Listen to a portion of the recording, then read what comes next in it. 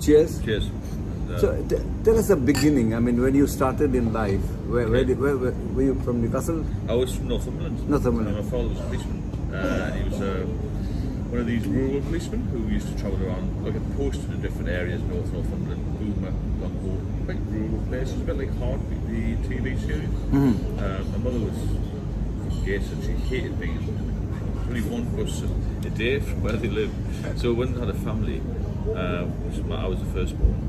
My mother got a bit frustrated up there, and then they moved into Newcastle area. Okay. And I went, she hated being transported from here to there to there. Yeah, because in those days the police were posted. You got a month's notice to go to a different. And you uprooted your children's schooling and your mother's friends. It interrupts you basically. But when I was about 13, we got maybe 12. I got settled in Morpeth. I did most of the schooling in there, middle school and high school. Okay. In Morpeth, which was good. So in school, what did you like the best? I was pretty into sciences, to be honest with you. Biology, chemistry, physics. Okay. I was better at school than my parents ever knew because they didn't attend any parents' evening, anything like that. Well, why was that? Was there no culture of education is very important? I think in the family there wasn't really there was very few books in the house. They didn't push me. They were sort of, if there's no problem at school, well, they will not bother. Yeah.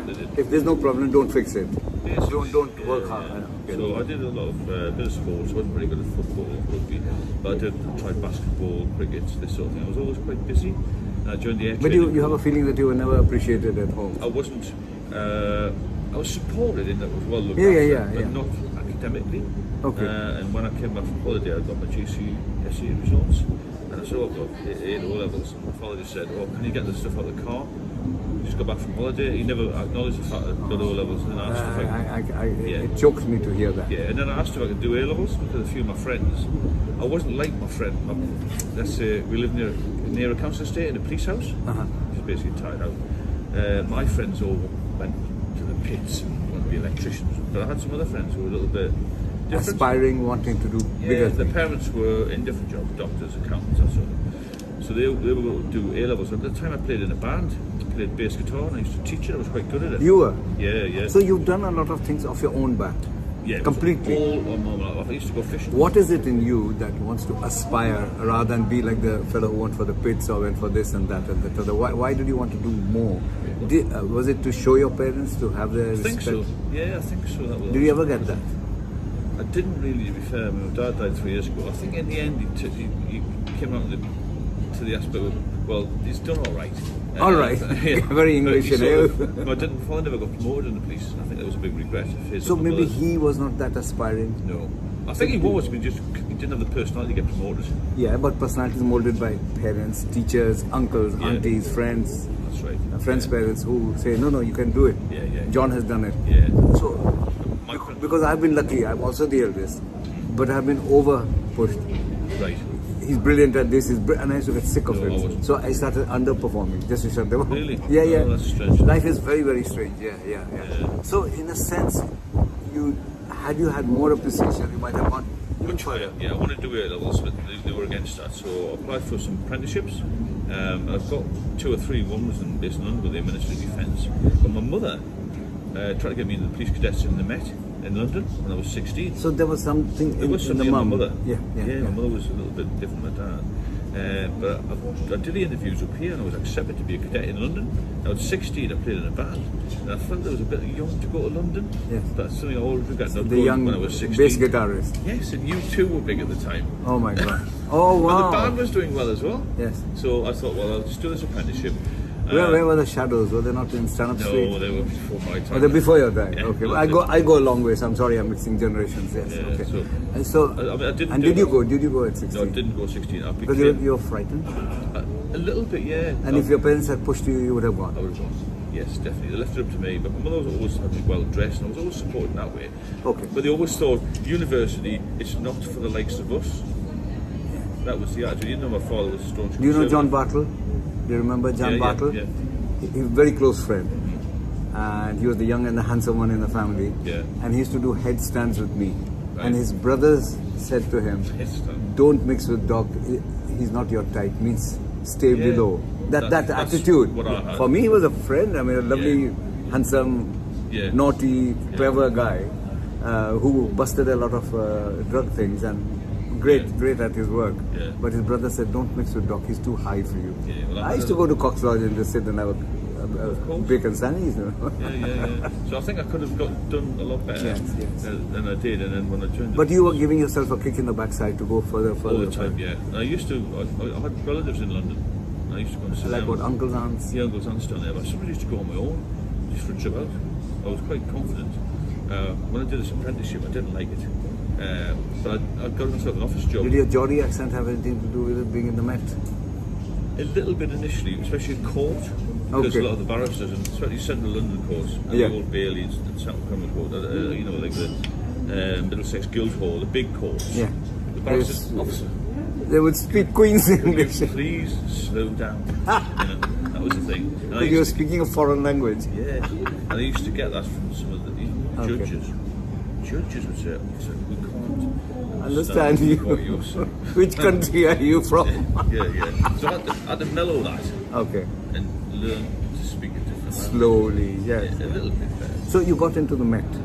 Yeah, I went to Met. How was the drinking at this stage? Because we're going to well, talk about your I started drink. about 15, 16 years old drinking locally. How much were your father drinking? How much were your... Well, parents didn't drink it that much, but they used to have this wash house area. They used to make home brewed lager. Okay. When I was about 15, 16, they used to go on holiday with my sister, and I didn't want to go on holiday then. So I used to stay there. We used to raid, me and my friends used to raid this home brew. So it was quite strong. Okay. Now I'd built up a bit of a tolerance to that. So Did they know that you were... oh, they knew I had a few Sipping drinks. away. There's not- but I was never any trouble. I wasn't any. Didn't feel drunk. I didn't look drunk. Okay. My friends were all over the place. Yeah, yeah. I was pretty good at holding my drink, I think. So 15, 16 you started building but drinking. Not massively, because I played in this band, you see, so I had to keep myself compass mentis. Yeah. When I joined the Met, I thought, well, I'm a big drinker, and I met people who were much bigger drinkers than me. How much did you say? Oh, well, I was probably drinking about 4 or 5 pints. Every day? Every day. Of So lager. 4 or 5 pints, that's about 10 units a day. Yeah. That's 70 units. Yeah. And 14 is what's... I mean, you're a big Yeah. guy, so Yeah. maybe you can allow a bit more. Yeah. But instead of 14 to 70 is a huge amount. Then, That's what I was drinking. Which year? Always Which year? 4 to 5. Well, I was about 1983. okay, 4. 83, I just joined Dr. Koplowitz in this practice here. Right, okay. So I'm just trying to place myself where I was. Yeah. Okay. So I was drinking then, and I met this guy who, the night before we were supposed to go and see the chief superintendent, he said, we'll go for a drink. So I thought we'll go for a drink. We'll have 4 or 5 pints that night. And he drank 10 pints. He later became a deputy chief constable in the county force. Very clever lad. He used to drink like a fish, and I sort of teamed up with him. We would go out to nightclubs. So you found a running mate. But he drank twice as much as me. Yes, But yes. he's very fit, and he took me to the gym. And I couldn't manage the gym. Yeah, As he did. He's a little bit older than me. Okay. So from Very there, like a teacher, like a guru, someone you admired. Yeah, good looking lad. Who was good in his career as well. very good, very ambitious. Yeah. So I used to team up with him a little bit. I worked in South London, and after about 3 or 4 years, I did a promotion exam, and I came in the top 1%. I came, You're a clever bugger, man. I came 21 out of 2,500 selected candidates. Wow. So everybody at the station. So at every stage I find you're highly talented, but you are not in the right atmosphere to super excel. But my wife was quite ambitious. So that helped me a little bit. So, Was she drinking? She didn't drink very much at all. Okay. Maybe once a month. You know. How long did the marriage last? It lasted too long, to be fair. We had got a lot of conflict, about 18 years in the end. But Children? We had 10 years out, the children had a great time in the No children? Got one daughter. One daughter. Yeah. She's here in Newcastle? She's Manchester. Okay. 30. Just had a grandson. You have contacts? I've just been down the same Monday and Tuesday. And she's happy that you're drinking Erdinger and Heineken with... Yeah. Okay. Because She knows what relapse. She'd seen me relapse Okay. a couple of times. So I did the promotion exam, then I got promoted. Now I elected to go to West End Central, which is the centre of London, and the station's on Savile Row. Well, everyone knows where Savile Row is, behind Regent Street. And I could get the underground to work there. I moved to Essex, to Epping Forest. So it was an hour from Epping Forest to Oxford Circus. I was in my element then. I didn't have to drive. And You can drink as much as you like. yeah, and everything was open 24 hours a day. It was Disneyland for drinkers. And all of the shifts, maybe, I would say not all, but 70 to 80% of the people I work with drank to excess. So you're in the culture of everyone. If you were a teetotaler, there was something odd about you. Yeah, a little bit. Oh God, without a doubt. If you're I didn't know a teetotaler in the Met, but we're not the one I work with. Okay. There were a few people who used to go for the odd pint. But you dare not drink. You had to drink. It's part of the Well, it was just job part description. Part of the culture, I think, at the time. Yeah, you know. that's Yeah, I think it was, the 80s and early 90s, and there was plenty of money about, plenty of overtime. We worked hard, we played hard, really. And it sort of caught up with me in the end. Did you ever make mistakes as a policeman, or wish you had not been that tipsy at that time? I never went to work drunk. No, but did you ever think you didn't perform at your best? I could have done better for myself, I think. I never let anybody down. Okay, so you didn't underperform as far as the job is concerned? No. But For myself, underperformed as far as you are concerned? Yeah, I could have When did you first feel that? Probably when I was about 30. Okay. I'd been a sergeant for a little while. I was a sergeant in my late 20s. And you were saying, I could have done higher. Well, for me. I did the inspector's exam then. Right. And I passed that as well. Wow, yeah, good. So I was acting inspector for a while. So by the time I got to sort of 30ish, my daughter was born. Okay. And that obviously changed the dynamics of the family. My wife went back to work very quickly after Katie was born. My daughter. All this in London? Yeah, all this is we had no family support whatsoever. My wife For child minding and all that kind of thing? Very little. My wife's parents lived in Nottinghamshire, my parents were in the northeast. They rarely came down other than to look after the dogs. So you feel you've been let down in many ways? A little bit, yeah. I think so. But then again, it was my choice to drink. No, but it's your choice to move away, and maybe drinking was to hide your pain of not feeling loved. I would say a little bit different to that, actually. I used to drink when I was happy, sad, good or bad, really. Well, Okay. It was one of these. So it was not a medicinal behavior? No, I like the taste, I like the feeling. I got into a habit. Yeah. And I used to enjoy it. I used to enjoy the. So drink was like your celebration of your success? Yeah, it was my social life. It became a big part of my social life. So, and then I got more into central. I used to love working in central London, and then we used to go to the market sometimes after night. We used to do 2:30 to 10:30, 10:30 to 6:30 a.m., 6:30 to 2:30, and after night duty, which we started 10:30 p.m., 6:30 a.m. we'd get an underground train. One of the markets, Borough Market in South London, where the pubs were open in the morning. It'd be packed, 7 o'clock in the morning, full of posts. I think you changed your job according to where alcohol was easily available. Yeah, a little bit. I think you planned it subconsciously or consciously. So we used to have 4 or 5 pints in the morning, then go home and sleep really well. Okay. Yeah, so after duty. After every duty, regardless You of time. debriefed yourself. Yeah. No, people said to me, you must have found the mess really, really stressful. I didn't find No, you the job enjoyed it. stressful. Remember, the first time I met you here, Yeah, pardon me, you told me that you enjoyed it. I did. Very much so. I miss London, the buzz of it and all that sort of thing. So that's how I got into it. And that's how I developed, I suppose, problems in I feel a bit down. So then problems anxiety. started, do you think? Yeah. So now how old are you? 40 years old then? Yeah, about 40. That's when your body What tends did you notice? What are the issues that were coming up? Anxiety. Anxiety when you're not drunk? All the time. Okay. Yeah, it was a sort of a need to, I was working and I was sort of thinking, God, I need a drink at the end of it to make me feel better. And I would never feel the euphoria I used to feel when I was young. So you weren't getting the kicks No, I was doing and it wasn't working at all. And you're still feeling anxious. And were you needing more and more alcohol to... Not really more, I just couldn't get Doesn't my matter fix. what you drank, you never felt I good. never drank spirits or wine, only just beer. So I retired quite early. What age? 47 I think it was. An old arm injury. So I retired from there. And we made a bad mistake. We thought the marriage would repair, so we came out of London and moved north. Ended up living in Woolwich, which is North London. We started a business in the Metro Centre. That was What were you doing? we're making high-end confectionery, fudge and this sort of thing. Wow. Very high profit, but long hours in the Metro Centre. Where did you come into fudge? From alcohol to police Because we saw to a fudge? shop in York Okay. and got told that the owner's there and he was ex-police. Okay. And he was doing all So right. another opportunity you saw and you went for it. Yeah. Yeah, because I got obviously a lump sum when I retired. Well, I was so devastated that I retired and I had to move from London. But to move from London was my choice. My wife was pushing me all the time to get out of London. I don't know what the reason was. She was from Nottingham. She was from Lincolnshire originally, Okay. but that's where her parents were, Nottingham. But we came up here, which is a bad move. And then things went downhill from there because I wasn't working. lost my focus of London on the men, and then I just started. You lost your gang of Yeah, people you worked with. that's right. I mean, even if you stayed in London, you eventually, Still meet them. yeah, but people start finding their own They do. ways in life. I remember going back about a year later, and most of the people I used to work with moved on to different departments or moved to different forces, or they've done. So the geography of the place had changed. It doesn't take long to change, does it? My mother's always had this saying that nothing stays the same, and I believe that. So then I got the problems with my marriage, ended up getting separated. And then I had a period where I was off for about 2 years off the drink. My parents took me to the doctors. I got this diazepam, Valium. To replace. Yeah. And that's what happened originally. I tried to stop. I just Stop. Cold bam, stop. and I had a seizure in Morpeth. Wow, wow. And I was the ambulance service came. And I was signing a disclaimer I didn't want to go. So I stayed with my parents for that day, and by 6 o'clock I said to my father, I feel terrible. Can you take me to hospital?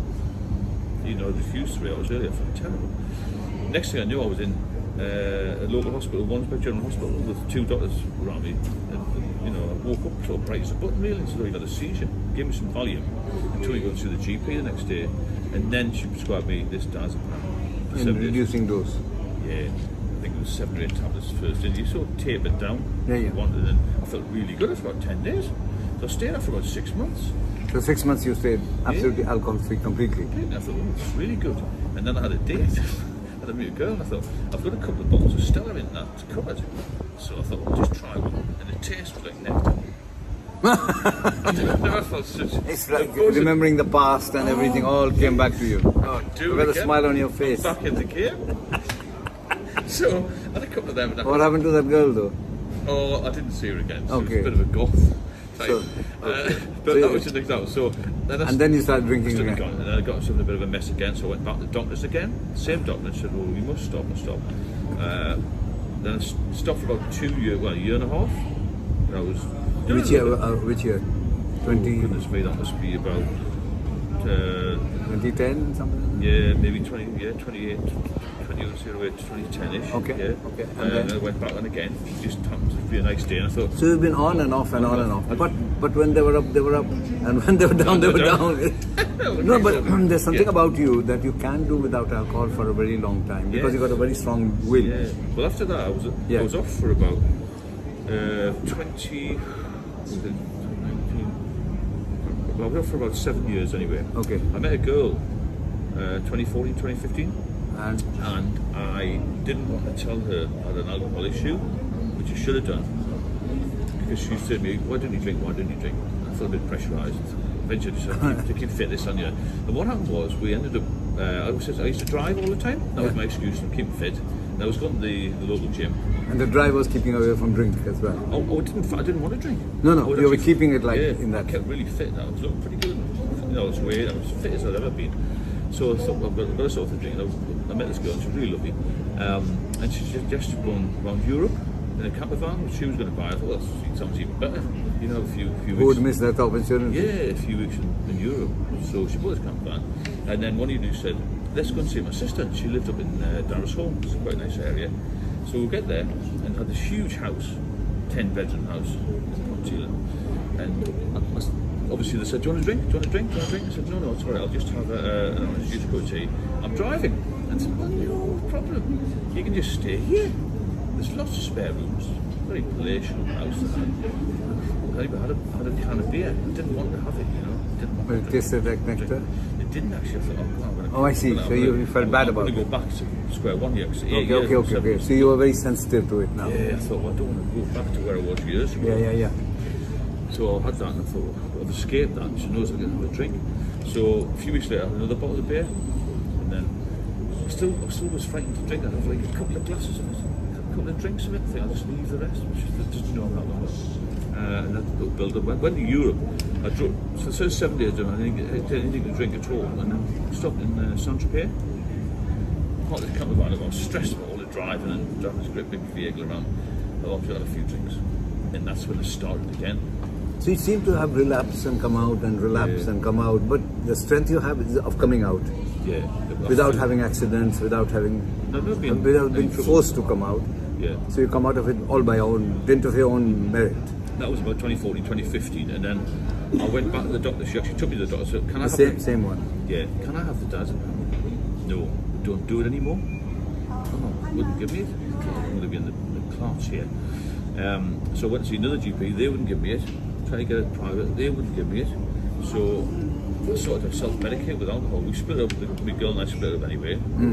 So I left them all, and I started to just drink, and then I thought, well, this is a good idea. I'll get some diazepam from the internet. You can get it. I got some that didn't seem to work as well, and I started to drink with diazepam. So now you have two problems: Yeah, exactly. tranquilizer addiction and alcohol. So I went to see a local doctor again with morbid, and I said, look, this is the score. I was really open with him. And my daughter said, you've got to tell me what you're doing. Yeah. You can't diagnose if you don't tell the truth. So he gave me some prescription diazepam. I got so used to drinking as well, I was taking them as well. And I got into a total mess. And I just feel, I was sort of trapped in my own flat really. So I had another flat at the time on the quayside. So I moved down there thinking it'd be better. But it was worse because there was more pubs. In the end I became so weak I couldn't even walk very far. I used to get taxis and stuff like that. In 2019 I got blue lighted in the RVI. And then that's how I'm now sober. 2019, you said, "No, this is it. I don't want the rest of my life to go down the pit." I felt like I was actually dying. And I think around that time I met you here. Did you? And I said, "Who is this fellow? Always very jolly, drinking something funny." And I said, "Oh, alcohol free." Yeah. And I didn't want to ask you in front of all the others who are still drinking a fair amount. Yeah. And my interest grew. Then how did you get into this flip side where you're now I don't drink. helping people stop?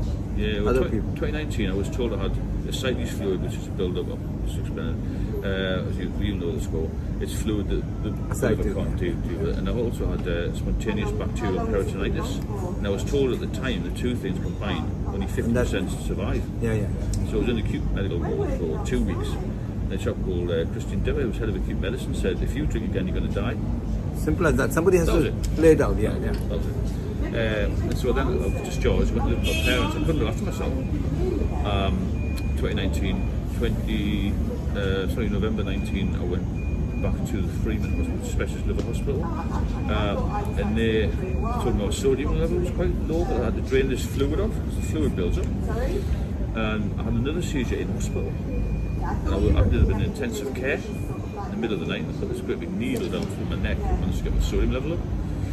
Then got over Christmas, so getting into January 20 now, 2020, I've got taken to Tranquilizer Hospital. This huge sinus build-up, and that was kept me for 6 weeks. And it took about 46 litres off me over the 6-week period of this fluid, and kept building up. So then they gave me this operation called a TIPS operation, to put a little shunt or stent into the portal vein. And that normally works on the sites to get rid of the fluid, but it didn't work on me. So I had to do it again. In the meantime, I had a huge hernia, which split, so I nearly bled to death as well. So many complications to it. And then after that, I eventually got a little bit stronger, and that's why I'd never ever drink again. The pain and the You had to suffer enough to not go back. Yeah, we all need that. Yeah, and what amazes. Otherwise, we don't learn. I'm a bit like you. I'm also very strong-willed. I can do it. But sometimes I can't do it. I had to face the fact. Face the fact, yeah. And why test yourself all the time? Yeah. Just to prove I'm stronger. So when I got to the point of getting a little bit better, I started to get a lot better. I was very good with my diet, a very strict diet, very clean diet, no salt, no added salt in this sort of thing. Yeah. Obviously no alcohol. E numbers and all that. Yeah, I was seeing the consultant at the Freeman every 6 weeks. Very good. Then I went to every 3 months.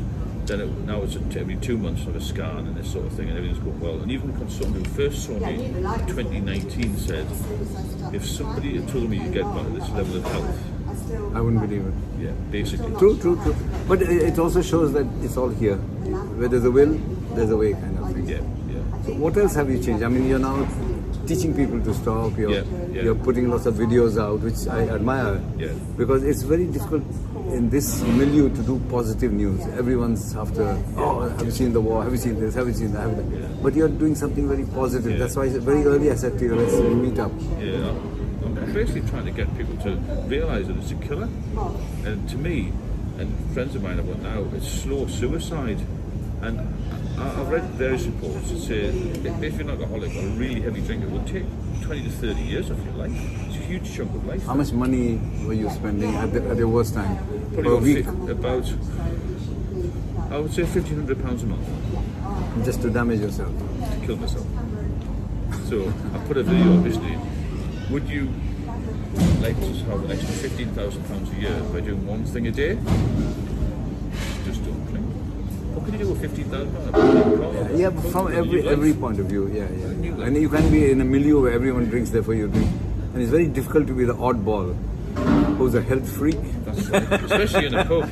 Yes. But as I said before on some videos, people think that, when they're told you must stop for life, it's too much to take on. You've got to think, well, let's just stop for the day, one day at a time. When you get more stronger, you realise you can't do it for life. Because your life will change so much and you become so free, you've got more money, you look. Are there any people who hate you for doing this good work? Quite a lot of them. Okay. But So, at the end of the day, so what? if I can save one life, I'll be grateful. Yeah, well, that's the way to do it. Because I wish that I had somebody like me to speak to. I never thought years ago to look at YouTube or get some advice. You don't want to see it because it might help you stop, you know. Well, yeah, you don't want to do I wanted to stop, I just couldn't. And I think that doctors are brilliant, but unless you speak to an alcoholic, you don't know how No, that's the theory, yeah. you feel. I think so, yeah. Because unless you've been in that situation, then you don't know how trapped you feel, how anxious you feel, how depressed you feel, paranoid. I was trying to open mail and things like that. Yeah. Yeah, very nervous, shakes, didn't eat. When you're talking to a Met Police, Yeah, yeah. guy you expect to be Yeah, confident. well, I was when I was in the police, but when I left the police, it compounded things, it got much worse when I left. It became such a bad thing for me. It affected all aspects of my life, my relationships, my family, my health, particularly finances, the whole lot just collapsed. Now you got it all together. Now I've got it all back together again. Stephen Curry, it's been a pleasure. Thank you very much. Thank you for giving me the time and telling the story. It is important because life is just stories. Yeah. And because I worked in the alcohol and drug industry for about 15 years, off and on, Parkwood House, Plummer Court. So I'm interested in people like that, who the success stories, because it inspires. Thank you. Thank you. God bless. All the best. Cheers then. Bye-bye.